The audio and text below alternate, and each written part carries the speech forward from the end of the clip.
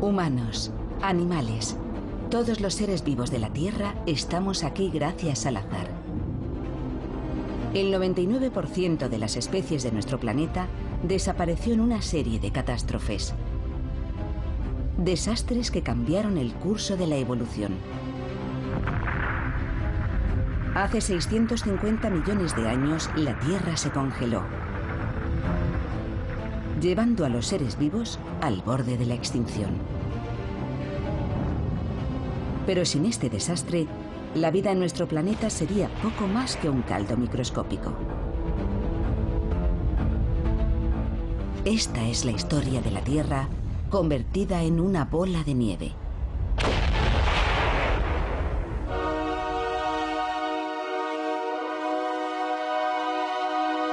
Catástrofe. La bola de nieve.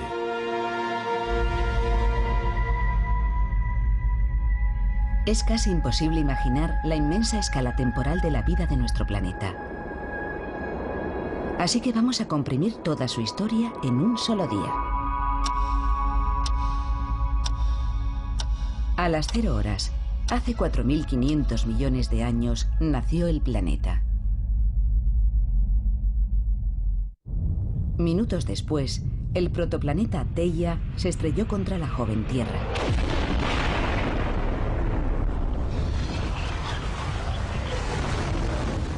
Y dio origen a la Luna.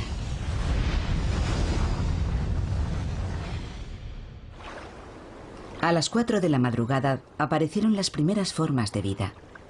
A las 8, los continentes estaban rodeados por mares poco profundos llenos de bacterias. Las bacterias habitaron los océanos durante 3.000 millones de años, pero a las 8:27 de la noche, hace 650 millones de años, ocurrió una catástrofe.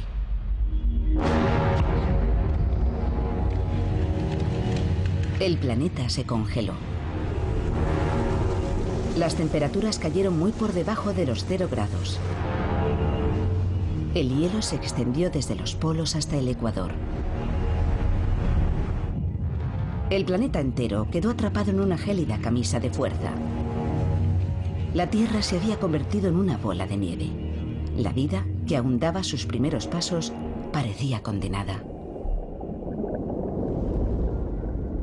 La Tierra permaneció cubierta de hielo durante 25 millones de años.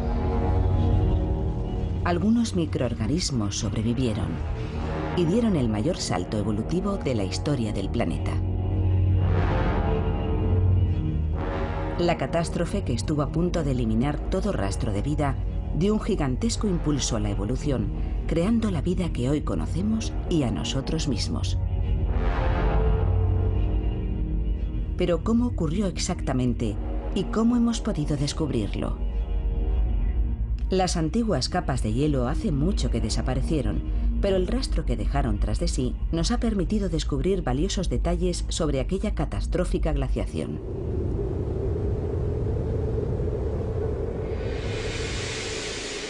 Las pistas están escondidas en algunos de los lugares más remotos del mundo.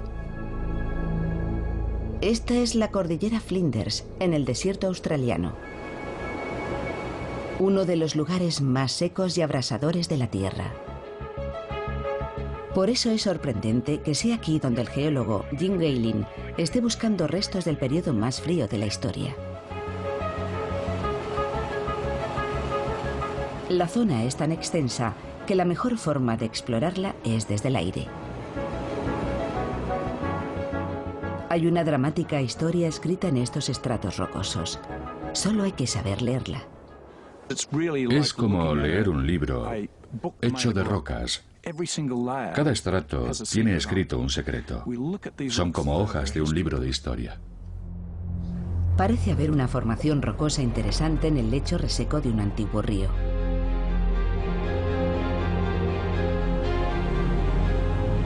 Es lo que Gaylin estaba buscando.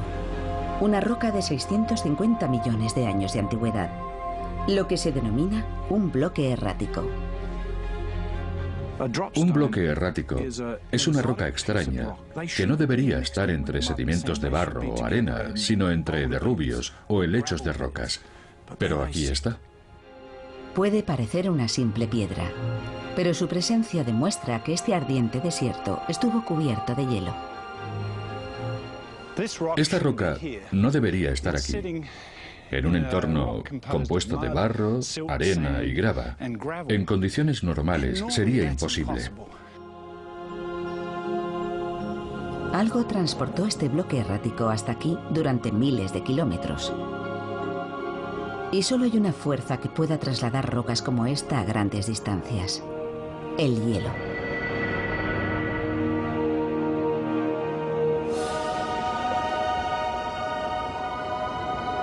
En la actualidad no hay mucho hielo en Australia. Así que para investigar cómo pudo el hielo transportar rocas a través de medio mundo, el geólogo Shad O'Neill ha escalado las escarpadas paredes del glaciar Matanuska en Alaska. Esto es lo más cerca que podemos estar de nuestro distante pasado glacial.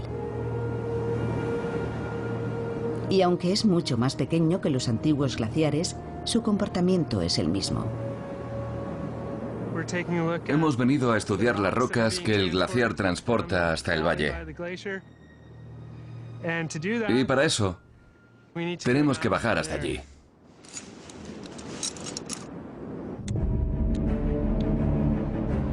Los glaciares son excavadoras naturales. Destruyen todo lo que encuentran a su paso. Arrancan rocas en lo alto de las montañas y las empujan hasta los valles. Pueden transportar rocas del tamaño de un autobús durante muchos kilómetros. Los más largos tienen cientos, incluso miles de kilómetros, de modo que pueden trasladar piedras enormes a grandes distancias. Cuando el hielo se funde, deposita su cargamento en la base del glaciar. Este tiene cientos de metros de espesor y puede transportar miles de toneladas de rocas. Ha arrastrado todo esto desde las montañas. Cuando se deshiela, el paisaje que deja al descubierto parece arrasado por un equipo de excavadoras. Es el mismo proceso que transportó los bloques erráticos hasta la cordillera Flinders. Pero hay una importante diferencia. El glaciar Matanuska transporta las rocas unos 40 kilómetros. Los glaciares de hace 650 millones de años las transportaban miles de kilómetros. Aquí tenemos una roca que fue arrancada por el glaciar, transportada hasta el valle y depositada aquí. Es muy similar a las encontradas en Australia, donde había glaciares en el pasado. Los bloques erráticos de la cordillera Flinders demuestran que Australia estuvo cubierta de hielo, pero no prueban que todo el planeta estuviera congelado. Los continentes no han estado siempre donde están ahora. La superficie de la Tierra está en constante movimiento y no deja de empujar los continentes por todo el planeta. Pero ¿dónde estaban hace 650 millones de años? ¿Y dónde estaba Australia? Puede que estuviera más cerca del Polo Sur y que los bloques erráticos procedan de los glaciares antárticos. La respuesta a esta incógnita se encuentra en otro inhóspito desierto.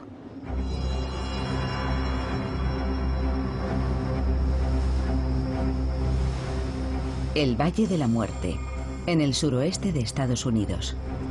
El geólogo Joe Kirsvink, el creador del concepto de la bola de nieve terráquea, lleva 2 décadas reuniendo pruebas. Aquí hay rocas fundamentales para entender la historia de la Tierra. Son como un tesoro escondido.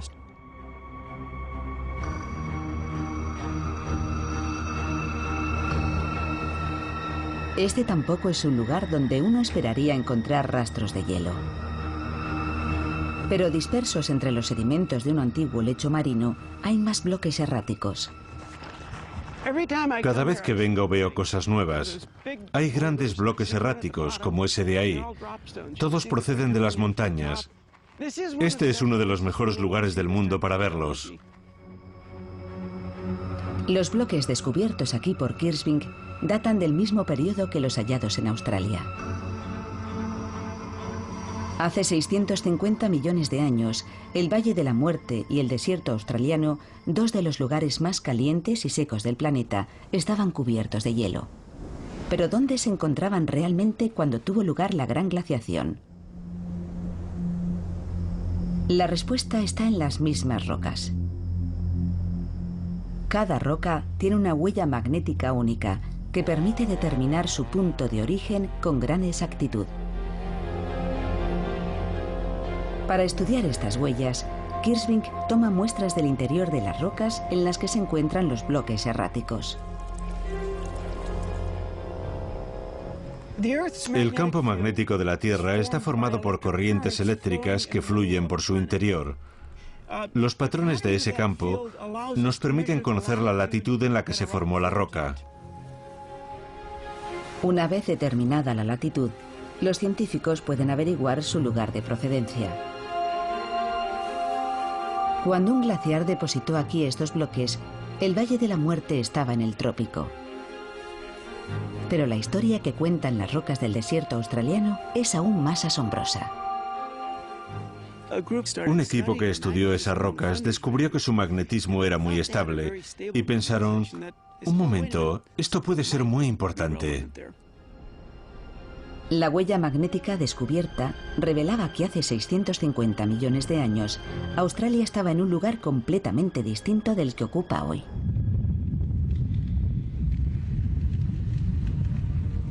Cuando el planeta fue cubierto por la gran glaciación, Australia estaba cerca del Ecuador. Esta era la prueba que los científicos andaban buscando. Fue maravilloso. Era la primera vez que conseguíamos demostrar que hubo glaciares en el Ecuador.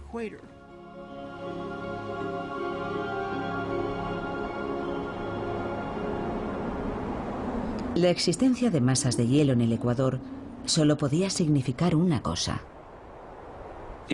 Si había hielo en el Ecuador, el globo entero tuvo que estar cubierto de hielo, lo que nos llevó a pensar en un planeta totalmente blanco, una colosal bola de nieve.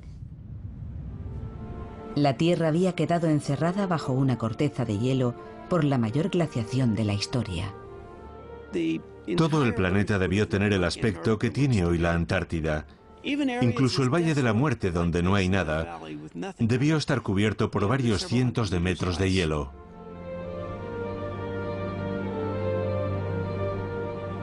Pero ¿qué fue entonces de los organismos unicelulares atrapados bajo la densa capa de hielo y de nieve? Su futuro no parecía muy prometedor.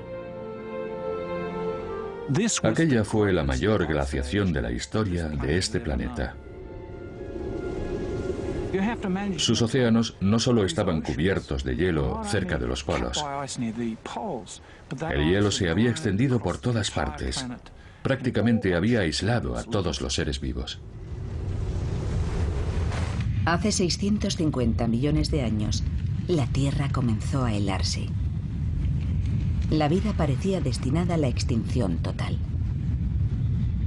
De alguna forma, algo había condenado a todo el planeta a una catastrófica congelación extrema. La cuestión es ¿qué? Son las 8:27 de la tarde en el reloj de la historia de la Tierra. Hace 650 millones de años, el planeta se enfrentaba a una catástrofe. Una profunda congelación global. ¿Pero qué la había provocado? Esta no era la primera glaciación que sufría el planeta, y tampoco sería la última. Sucede aproximadamente una vez cada 100.000 años. Los glaciares se expanden y transforman la Tierra, pero normalmente se detienen antes de llegar al Ecuador. Pero hace 650 millones de años se incumplió esa regla. Las glaciaciones, en su mayor parte, son consecuencia de cambios en nuestra órbita alrededor del Sol. Cuanto más se aleja la Tierra, más bajan las temperaturas. Pero factores como la órbita y la rotación no bastan para explicar que los hielos llegasen a cubrir el Ecuador. Tuvo que ocurrir algo más.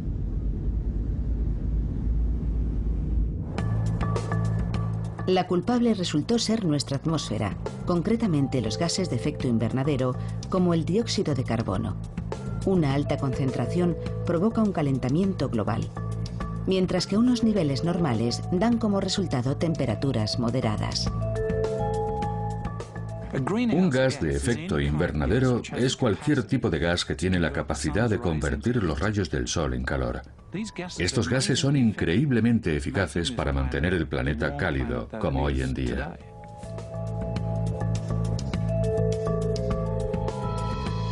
Pero es un equilibrio muy delicado.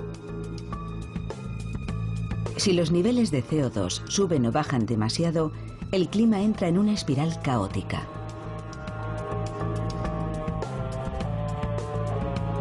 Si hay demasiado, el planeta se calienta, y si hay demasiado poco, se enfría. El dióxido de carbono es un gas muy importante. Es a la vez un problema y una solución. Cuando está en proporciones demasiado altas, recalienta la Tierra, que es lo que hoy nos preocupa. Pero en la época anterior a la bola de nieve, el problema fue el contrario. No había suficiente CO2 y la Tierra empezó a enfriarse, provocando una refrigeración imparable que encerró al planeta bajo una corteza de hielo. Gehling cree que fue una caída de los niveles de dióxido de carbono lo que provocó la gran glaciación. Algo estaba eliminando el CO2 a gran escala. Y solo hay un tipo de proceso capaz de hacer algo así: la meteorización química. Todo comienza cuando el dióxido de carbono se combina con vapor de agua formando una lluvia ligeramente ácida.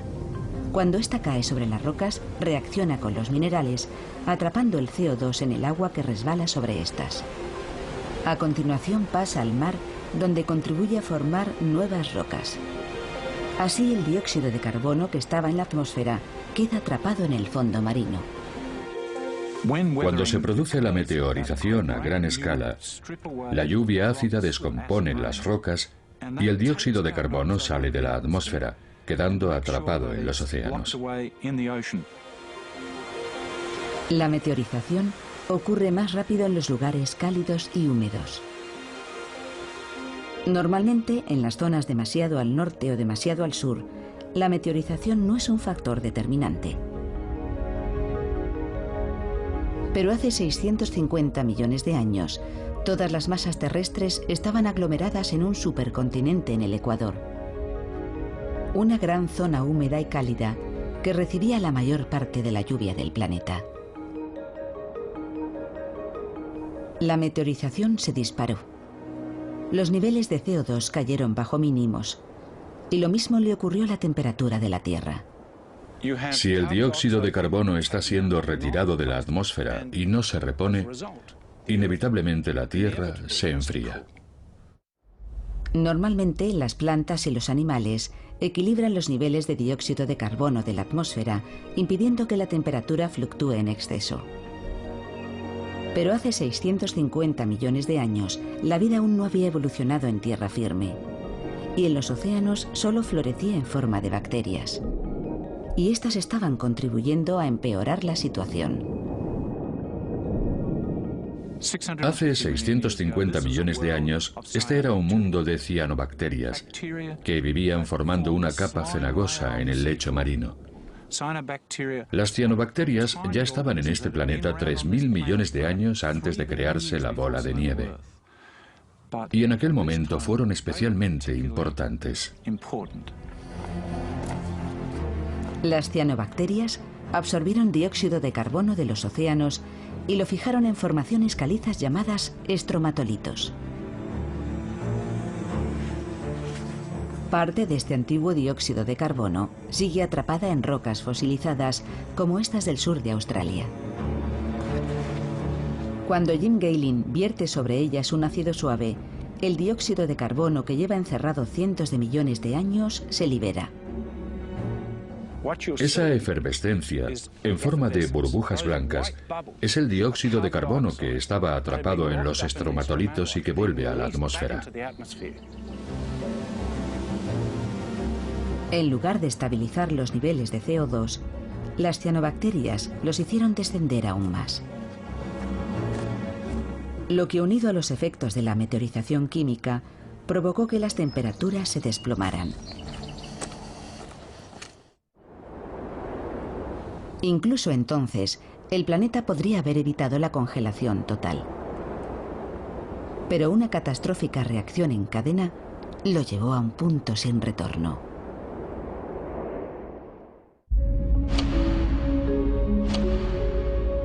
Son las 8:27 de la tarde en nuestro reloj terrestre. El planeta se está convirtiendo en una bola de nieve. Hace 650 millones de años. El hielo avanza desde los polos, como en todas las glaciaciones. Normalmente acaba deteniéndose, pero esta vez sigue su camino hacia el ecuador. Y al hacerlo, provoca una reacción en cadena que lleva las formas de vida primitivas al borde de la extinción.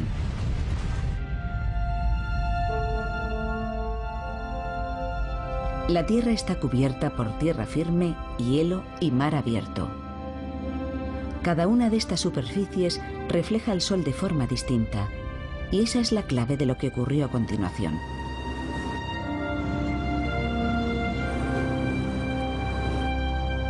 Estamos en el Ártico. El geofísico Don Perovich se dirige a la línea donde la banquisa, o hielo marino, se encuentra con el mar abierto. Esta zona, conocida como borde frontal, es uno de los mejores lugares para estudiar por qué la Tierra cayó en una catastrófica congelación total. Este es el lugar donde el hielo se encuentra con el océano abierto. Pero es mucho más que eso. En el borde es donde hay agua, donde hay luz, y por tanto es donde hay vida. Aquí vemos ballenas, focas y aves en el cielo. Es una zona increíble. Aquí Perovich puede comparar el albedo, o reflectividad terrestre, de dos superficies muy distintas: el hielo marino y el océano abierto. Este sensor mide la luz del Sol que incide sobre la nieve y la cantidad que ésta refleja.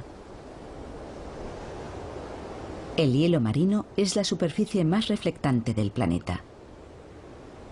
Refleja un 85% de la luz que recibe. Si nos alejáramos del borde unos 100 metros, el albedo sería de menos del 10%. Lo más interesante de todo esto es que el hielo cubierto de nieve tiene el albedo más alto de todas las superficies naturales de la Tierra, y el mar abierto el más bajo. Así que aquí mismo tenemos al mejor reflector natural y al peor reflector natural. El mar abierto devuelve muy poca luz al espacio. Absorbe la energía del Sol y mantiene el planeta templado.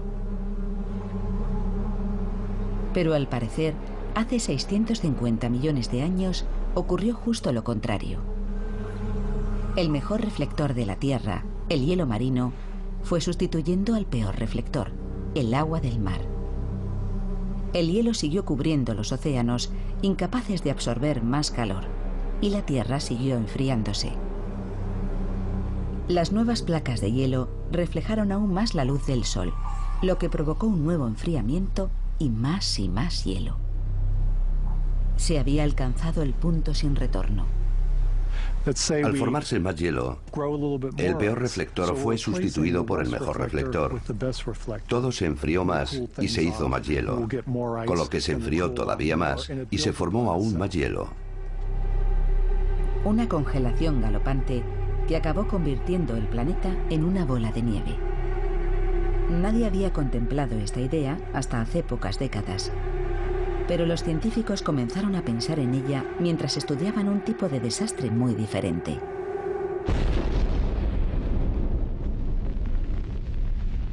Una guerra nuclear. Durante la Guerra Fría, predijeron que una confrontación nuclear podría lanzar a la atmósfera humo y polvo suficiente para bloquear la luz del Sol y provocar una glaciación global.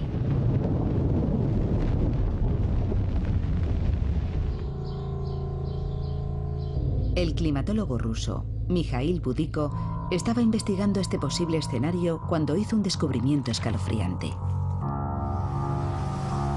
Calculó que si la banquisa alcanzaba el paralelo 30 norte, a la altura de Nueva Orleans, la cantidad de energía solar reflejada empujaría la Tierra a un punto de inflexión.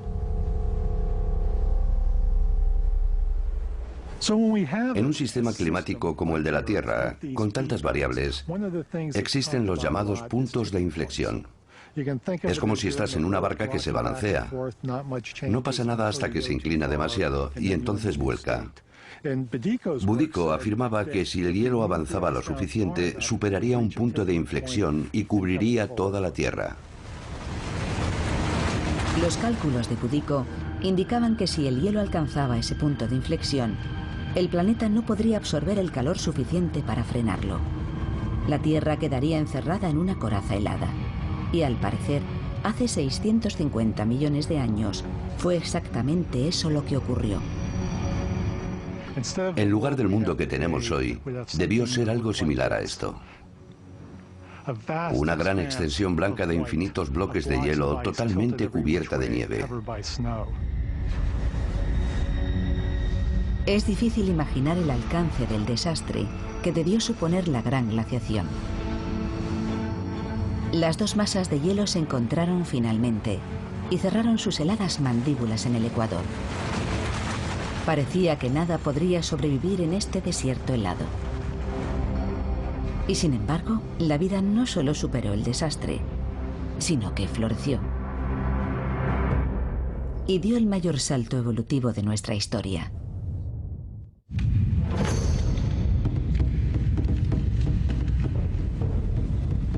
Son las 8:28 de la tarde, en el reloj que representa la historia de la Tierra. Profundamente enterrada bajo el hielo, la única forma de vida que había en el planeta afrontaba un duro dilema: adaptarse o morir. Tras 3.000 millones de años de evolución, las bacterias se enfrentaban a la extinción. Pero ¿qué sería de la vida si se repitiera hoy una glaciación similar? ¿Podríamos sobrevivir en esas condiciones? Al extenderse el hielo, todas nuestras reservas de agua potable se congelarían. Los cultivos y el ganado desaparecerían. Y la industria se detendría por completo. Ni siquiera las plantas nucleares podrían mantenerse operativas el tiempo suficiente. Muchos expertos piensan que la humanidad superaría una glaciación breve. Pero las probabilidades de sobrevivir a una glaciación total son prácticamente nulas. Si los humanos llegáramos a experimentar una glaciación total, no tendríamos forma de mantener el control. No habría medios para detenerla. Sería más fácil sobrevivir en Marte que en la Tierra durante una glaciación total. La densa capa de hielo que cubriría el planeta se convertiría en nuestra lápida. Hace 650 millones de años, la única forma de vida que se enfrentaba a la extinción eran las bacterias, e incluso su supervivencia parecía improbable. Pero aquí estamos. Es evidente que sobrevivieron. La cuestión es: ¿cómo?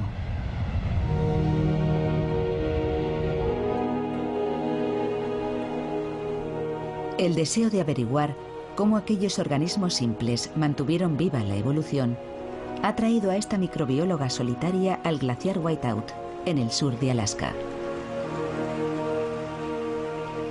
Hazel Barton se pregunta cómo pudieron sobrevivir las bacterias a una prolongada congelación. Su objetivo es encontrar rastros de vida en unas cuevas heladas aparentemente vacías. Siempre se ha pensado que en estas cuevas no había vida. No había nada, pero están repletas de microorganismos.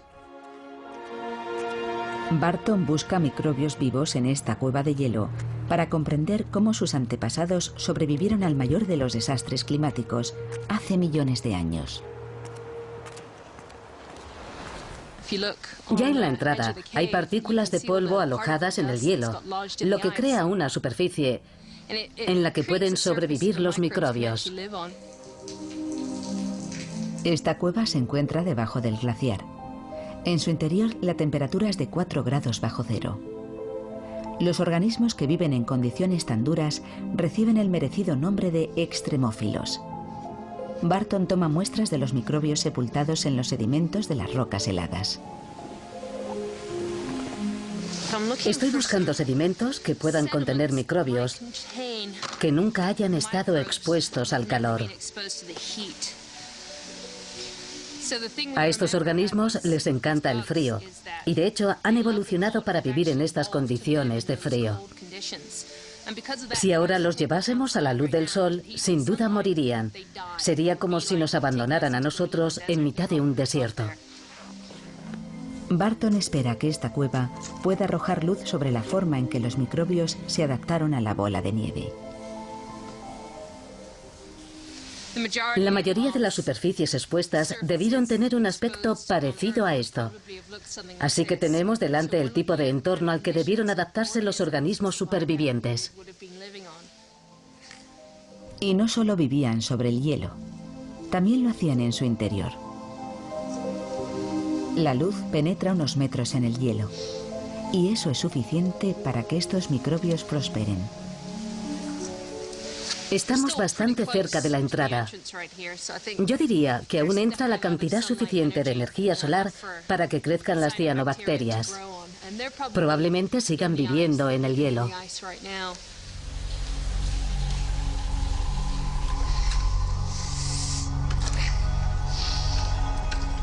Cuanto más se adentra en la cueva, mayores son la oscuridad y el frío.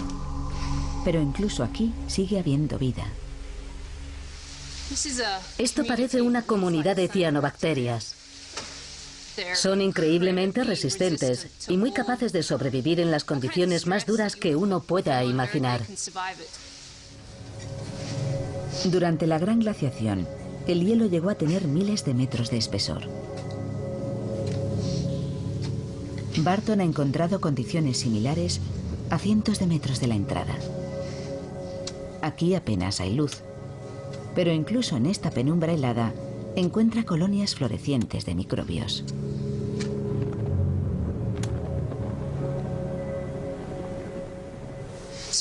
Estos microorganismos han tenido que adaptarse para obtener energía donde no llega la luz del sol, y la extraen de la roca misma. De hecho, se comen la roca para obtener esa energía.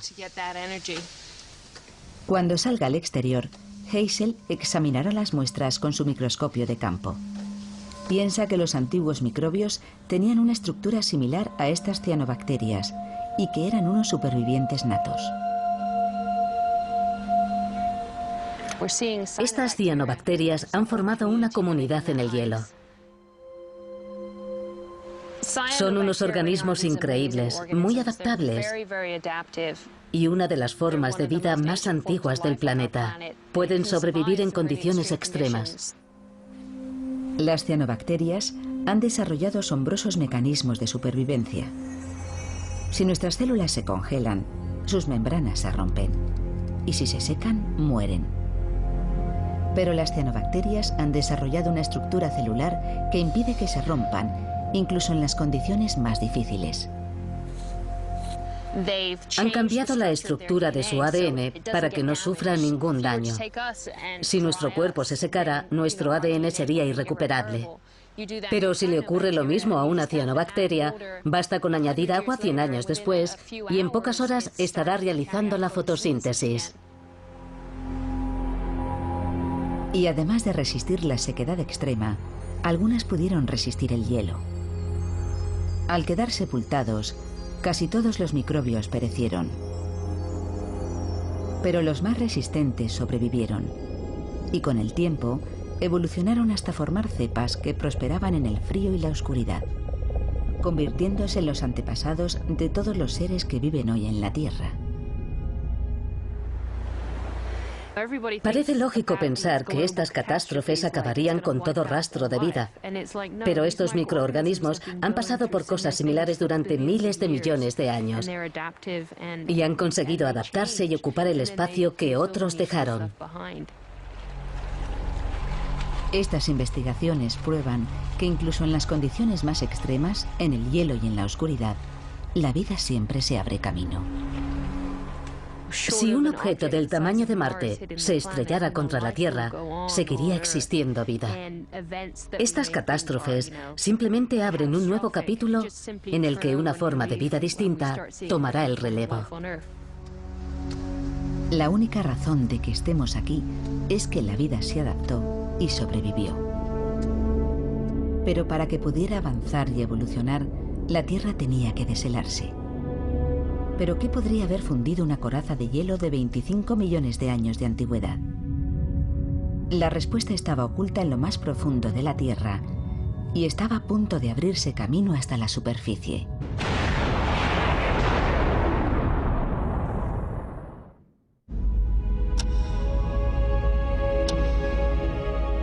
Son las 8:35 de la tarde en nuestro reloj de la historia. El planeta ha permanecido cubierto de hielo casi 25 millones de años. Pero a las 8:37 ocurre algo asombroso. La superficie helada empieza a fragmentarse. Algo está calentando la Tierra, pero no es el Sol. La causa del deshielo había permanecido en el interior del planeta, profundamente enterrada.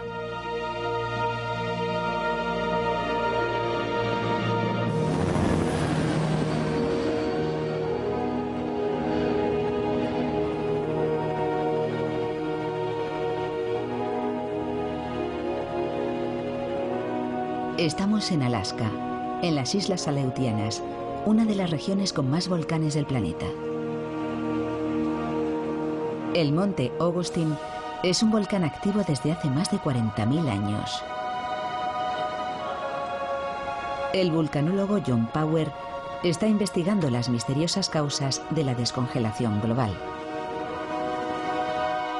Y los volcanes son lo único que hay en la Tierra, lo bastante caliente y poderoso para deshelar un mundo congelado. El volcán Augustine es uno de los más activos de la región. Su última erupción fue en 2006 y en él puede estar la clave de todo.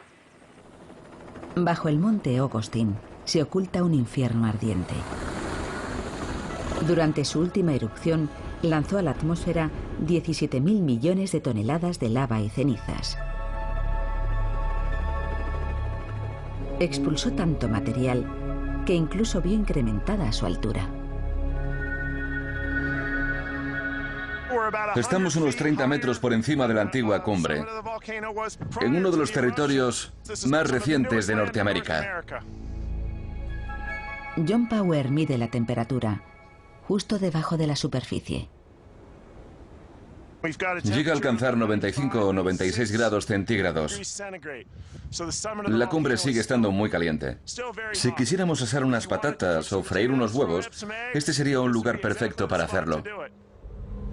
Aún así, cuesta creer que un volcán, incluso uno tan poderoso como este, pueda derretir una corteza de hielo de miles de metros de espesor. Este lugar estuvo cubierto de hielo hace tan solo 10, 15 o 20.000 años. En aquel periodo, todo estaba debajo de un glaciar.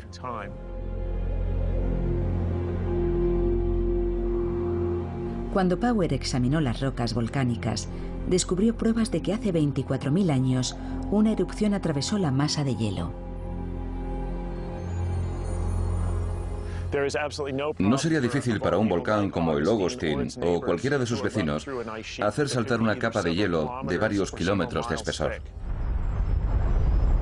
Sabemos que es posible porque lo hemos visto. El volcán Grímsvötn en Islandia está cubierto por un glaciar, pero en 1996 se abrió paso hasta la superficie atravesando más de 800 metros de hielo. Los chorros de gases y cenizas hicieron un gigantesco agujero. El calor generado desencadenó un monstruoso deshielo que durante 5 horas provocó riadas de hasta 45.000 toneladas de agua por segundo. Pero a escala global, cuando todo el planeta estaba congelado, unos pocos agujeros no habrían tenido el menor efecto.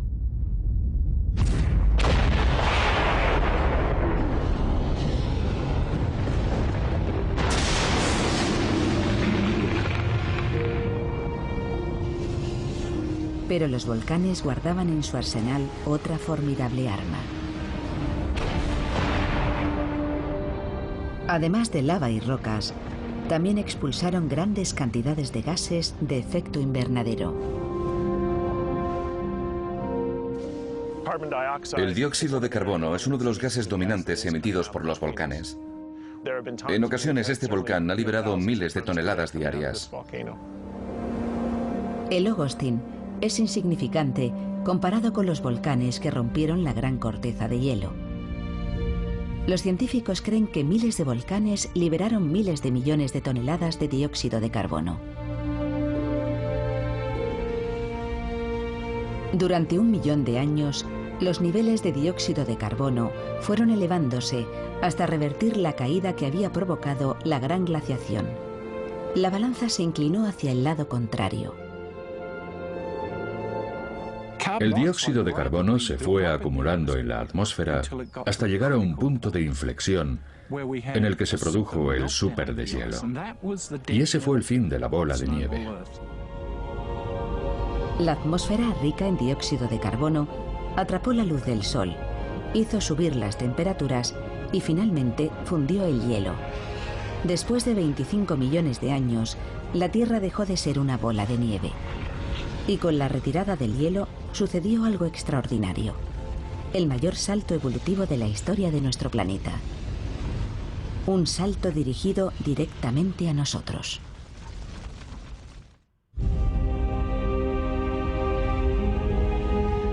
Los volcanes habían liberado a la Tierra de una profunda glaciación global. Sus erupciones expulsaron miles de millones de toneladas de dióxido de carbono a la atmósfera. El CO2 capturó el calor del Sol, calentó el planeta y fundió el hielo. La Tierra, por fin, había dejado de ser una bola de nieve. En los océanos, algunos organismos unicelulares habían sobrevivido a la prolongada congelación. Y ahora iban a ser la llave de un cambio extraordinario. 3 millones de años después del fin de la glaciación, el nuevo clima templado desencadenó una explosión evolutiva espectacular. Las bacterias unicelulares evolucionaron dando origen a seres multicelulares. Fueron los primeros organismos complejos y los antepasados de todos los animales, incluidos nosotros.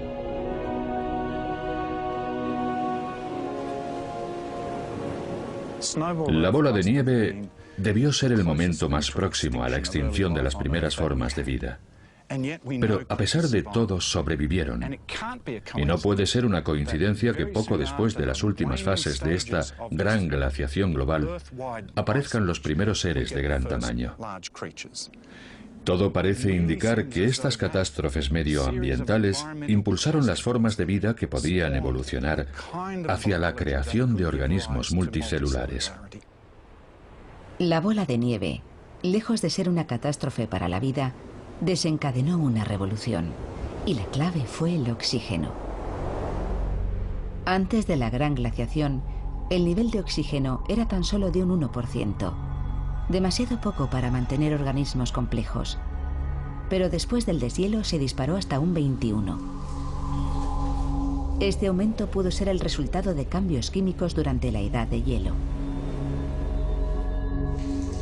Los rayos ultravioleta del Sol habían hecho reaccionar a las moléculas de agua del hielo, produciendo un compuesto químico llamado peróxido de hidrógeno o agua oxigenada, que permaneció fijado en el hielo hasta que éste empezó a fundirse. El peróxido de hidrógeno se descompuso, liberando grandes cantidades de oxígeno en el aire y los océanos. Y este espectacular aumento de los niveles de oxígeno fue lo que impulsó la evolución hacia los organismos multicelulares. Las grandes glaciaciones globales son los hitos de la evolución. No puede ser una coincidencia que la aparición de los animales fuera precedida por la mayor glaciación que ha experimentado la Tierra. Los primeros organismos multicelulares no eran más grandes que la cabeza de un alfiler. Estas diminutas criaturas son los fósiles multicelulares más antiguos del planeta, los primeros eslabones de una cadena evolutiva que finalmente llegaría hasta nosotros. A lo largo de millones de años, en una nueva atmósfera rica en oxígeno, aquellas criaturas se fueron volviendo más y más complejas. En Australia, Jim Galen estudia los fósiles de los seres que heredaron el planeta después del deshielo. Después de la bola de nieve, vemos una revolución en la historia de la vida. Por primera vez, podemos ver fósiles de criaturas grandes, criaturas que se ven a simple vista. Son los primeros animales de la Tierra. Esta primitiva criatura marina es uno de los primeros organismos multicelulares complejos. Vivió unos 50 millones de años después del fin de la bola de nieve. Está completo. Podemos ver el vientre, la cabeza y estos segmentos increíblemente finos extendidos sobre el lecho marino. Todos los animales de la Tierra, incluidos nosotros, descendemos de criaturas como estas. Son las primeras formas de vida que tuvieron patrones celulares y estructuras corporales similares a las nuestras. Cabeza, cola, vientre, espalda. No son necesariamente nuestros antepasados directos, pero sí los primeros seres que representan la línea biológica que conduce hasta nosotros. Organismos similares estaban evolucionando por todo el planeta, dando el salto de la vida simple a la vida compleja. Existía vida desde hacía más de 3.000 millones de años. Pero aquella glaciación desencadenó la evolución de la vida compleja. De no haber sido por ella, hoy tan solo habría un caldo bacteriano y no estaríamos aquí sentados hablando de esto. De modo que, si tuviera que elegir un momento crucial de la historia de la vida que hizo que cambiara todo, elegiría la bola de nieve. De un caldo bacteriano, pasamos a una explosión de vida de una increíble y gloriosa diversidad. Todos los seres vivos somos el resultado directo de una glaciación profunda y devastadora, que estuvo a punto de destruir todo rastro de vida en la Tierra, pero que terminó dando origen al mundo que hoy conocemos.